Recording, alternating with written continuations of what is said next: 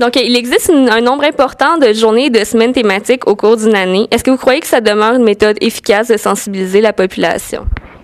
Ben oui, c'est sûr que le fait qu'il y en ait beaucoup, ça partage le public en toutes sortes de causes. Il y a vraiment une tendance à l'heure actuelle, mais c'est pas nouveau, hein? Ça fait très, très longtemps que ça existe, de s'associer à des causes, essayer de... pour des levées de fonds, trouver des bénévoles, etc. Il n'y a pas des millions de façons. Et généralement, quand on cherche ça, c'est parce que justement, on n'a pas de grands moyens.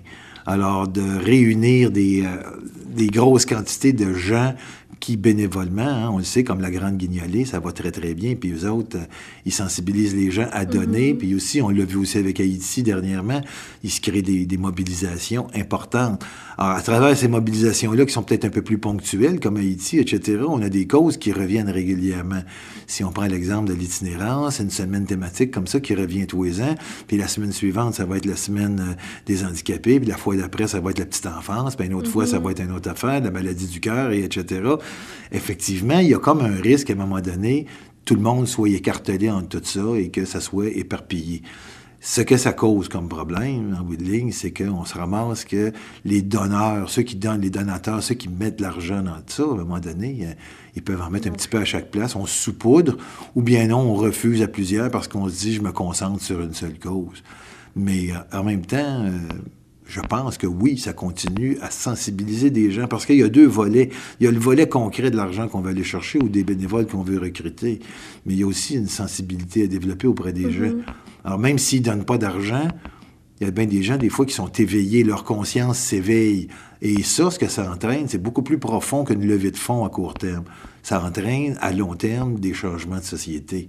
On fait des choix de société en fonction, justement, des connaissances qu'on a. Et de faire connaître, par exemple, l'itinérance, etc. Si ça change, même si ça ne rapporte pas autant d'argent que ça pourrait s'il y avait moins de causes à défendre, si ça change tranquillement les mentalités de la façon de voir les itinérants, par exemple, c'est déjà un gros plus. Avec le temps, on va comprendre que les itinérants sont des personnes de notre société à part entière. Au lieu de les marginaliser, on va, comme société, développer tranquillement des mécanismes pour les aider à s'intégrer. Et ça, c'est un plus à long terme. Et ça, qu'on entende parler des handicapés par les Paralympiques, par exemple, etc., ça sensibilise énormément les gens. Les Paralympiques sont en train de devenir très populaires comparé à ce qu'ils ont déjà été. Comme quoi, il y a des gens qui, tranquillement, se sensibilisent à ces causes-là. Fait que ça, c'est toujours un plus. Si on sensibilisait davantage les gens à la petite enfance, par exemple, à l'importance, parce que de plus en plus de parents mettent leurs enfants dans des garderies, des CPE, bien, c'est super important. Alors, plus les gens connaîtront les CPE, plus... Alors, de faire des semaines, il y en a une semaine thématique, la semaine des garderies, la semaine des CPE, de la petite enfance, ça dépend des endroits, comment qu'ils l'appellent, mais ça revient au même. Mais plus on sensibilise les gens à ce type de situation-là, plus ça permet collectivement, ultérieurement, de réfléchir et de dire c'est vers ça qu'on veut aller. Et évidemment, ça nous conduit à faire pression sur nos gouvernements pour obtenir les services qu'on pense que l'on a droit. Là, tu sais, Puis, est-ce que vous croyez que les semaines de sensibilisation ont pour effet de faire connaître la cause ou au contraire, ça a pour effet qu'on en parle pendant un court laps de temps puis qu'ensuite on oublie? Voilà. Le problème peut être la chose suivante, effectivement. On nous parle d'un sujet pendant un bout de temps. On nous parle d'Haïti pendant 3 semaines, arrive le Chili, on s'occupe plus d'Haïti pantoute, puis on s'occupe pendant 2 semaines du Chili, puis après 2 semaines, le Chili, on passe à autre chose, tu sais, on revient à FTQ, puis bon, on passe à la nouvelle suivante en fonction de ça. C'est une critique de toute notre société à ce moment-là qu'il faudrait faire, parce que toute notre société fonctionne de même. C'est pas juste les causes sociales, c'est tout. Tout ce qu'on fait, on fait quelque chose, puis vite, on dirait que tout est jetable après usage. Donc, les causes sociales aussi. Ceci étant dit, je mets une petite bémol. Je suis quand même optimiste. Et j'ose espérer qu'au fil des ans, l'accumulation de ces semaines-là amène des réflexions. On ne traite plus les handicapés de la même façon qu'on les traitait en 1950. On ne traite plus les gens atteints de maladies mentales de la même façon. On se préoccupe beaucoup plus qu'avant de toutes les problématiques des femmes, par exemple. Hein? Il y a toutes sortes d'organisations qui se sont créées, etc. La société publique est très importante là-dedans, elle est très active. Il n'y a pas juste le gouvernement, il y a plein de monde qui s'investissent là-dedans. Alors, toutes les semaines qui ont été faites, ou les journées, parce que des fois c'est une journée, des fois c'est une semaine, des fois même on parle d'un mois, là, tu sais, il y a des causes qui durent sur un mois. Des fois, c'est plus ponctuel, peu importe. C'est toutes des façons différentes qui veulent faire avancer des causes. Est-ce que la multiplication des causes fait qu'on accorde moins d'importance, qu'on les on s'en débarrasse? Dans une certaine mesure, oui, si on a une courte vue. Mais moi, je pense qu'à moyen terme et à long terme, on est gagnant. Parce que ça nous rentre dans la tête pareil. On en discute pareil. Oui, il arrive un autre dossier urgent, mais dans nos vies, c'est comme ça aussi. On a un dossier urgent, on le règle. Après ça, on oublie, puis on passe à l'autre dossier qui devient urgent.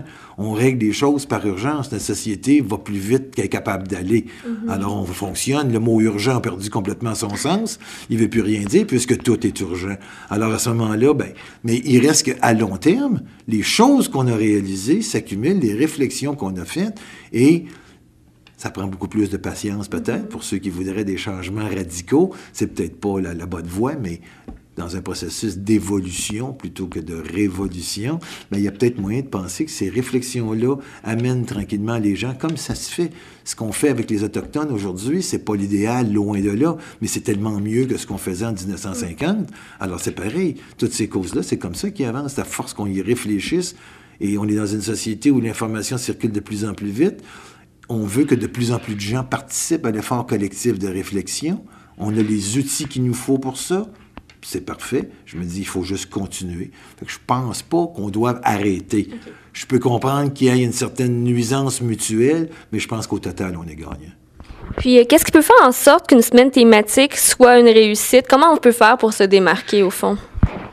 Bien, évidemment, ça dépend des objectifs qu'on s'est visés. Hein? Si on a des objectifs plus ou moins précis, quand c'est une campagne de financement, c'est facile à savoir si ça réussit ou pas. On regarde le montant d'argent. L'exemple de la Grande Guignolée est un bon exemple. Année après année, ils se redonnent un objectif légèrement plus élevé que l'année précédente. Puis on dirait qu'année après année, ils ont l'air à réussir assez bien. Alors ça, c'est une première façon. Quand on recrute des bénévoles, c'est pareil. Quand on cherche à sensibiliser la population en général, c'est un petit peu plus difficile à évaluer. Comment est-ce qu'on fait? On le fait peut-être là aussi sur plusieurs années. C'est peut-être à long terme. Quand on voit l'application de lois ou de certains règlements qui commencent à se modifier, le gouvernement est rarement en avance. Notre système de loi est rarement en avance sur le peuple. En réalité, c'est à force de faire des discussions puis des pressions, puis à un moment donné, on change la loi parce que c'est rendu quasiment un état de fait. On dit maintenant, on fonctionne différemment d'avant, donc on modifie les lois. Alors, on le voit, ces choses-là qui avancent.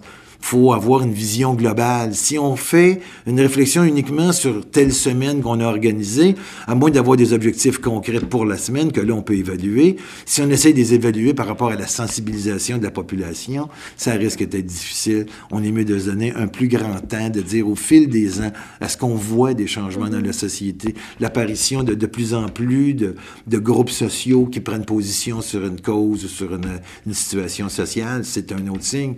Comment on en parle dans les médias, comment on en parlait avant, mais comment on en parle aujourd'hui. Plus ou moins, c'est une chose, mais il n'y a pas juste le plus et le moins, il y a aussi le comment, et je dirais même le qui. Est-ce qu'on en parle juste quand il y a une nouvelle spéciale? Ou si une fois de temps en temps, il y a des journalistes qui en font une espèce de dossier plus en profondeur, qui permettent aux gens, c'est parce que ça intéresse de plus en plus de gens qu'on fait ça. On fait de la petite nouvelle, mais à un moment donné, quand il y a des sujets qui intéressent plus le monde, on dit c'est un besoin, les gens veulent parler de ça, ça leur prend de l'information, les journalistes font des dossiers, etc. Donc, c'est d'avoir la vision à plus long terme. C'est plus difficile, mais c'est plus optimiste.